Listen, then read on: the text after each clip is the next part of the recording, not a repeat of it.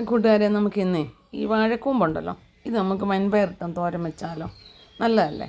അപ്പം അതിന് ഒരു വാഴക്കൂമ്പ് കഴിഞ്ഞിട്ടുണ്ട്. ഇവിടെ അംഗങ്ങളിപ്പോൾ കുറേ എല്ലാവരും അങ്ങോട്ടും ഇങ്ങോട്ടൊക്കെ പോയേക്കാം. അപ്പം അതിനായിട്ട് ഞാൻ തേങ്ങ എടുത്തിട്ടുണ്ട്, വെളുത്തുള്ളി, പച്ചമുളക് ചതച്ചുകൊണ്ട് വരാം. ഞാൻ തവ വെച്ചിട്ടുണ്ട്, വെളിച്ചെണ്ണ ഒഴിക്കുവാണ്. എണ്ണ ചൂടായിട്ടുണ്ട്, കടുക് ഇടുകയാണ്. കടുകെല്ലാം പൊട്ടി വറ്റൽമുളക്, കറിവേപ്പില, അതിനോടൊപ്പം തന്നെ ഒരു ലേശം അരി മതി.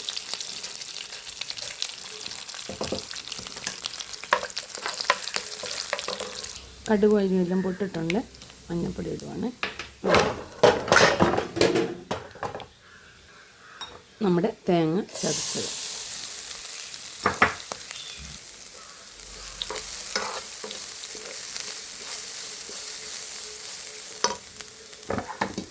നമ്മുടെ വാഴക്കൂമ്പ് ഇങ്ങോട്ട് ഇടുവാണ്.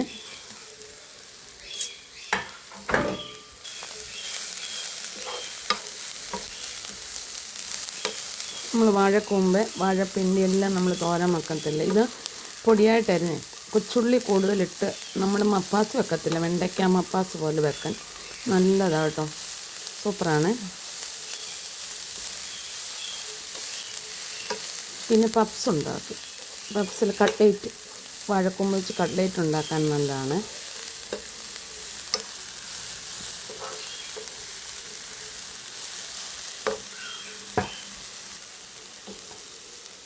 അശായ ഉപ്പ്,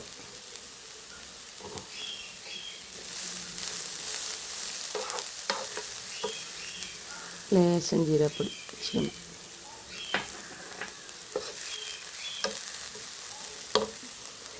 ഇത് വൻപയർ വേവിച്ച വെള്ളമാണ് ഇങ്ങോട്ട് ഒഴിക്കുക.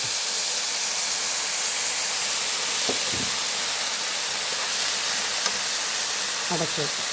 നമ്മുടെ വാഴക്കൂമ്പ് തോരൻ റെഡി ആയിട്ടുണ്ട്.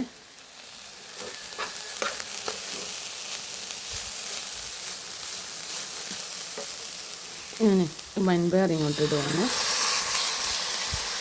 കുക്കറി വേവിച്ച കേട്ടോ, ഉപ്പിട്ട് വേവിച്ച.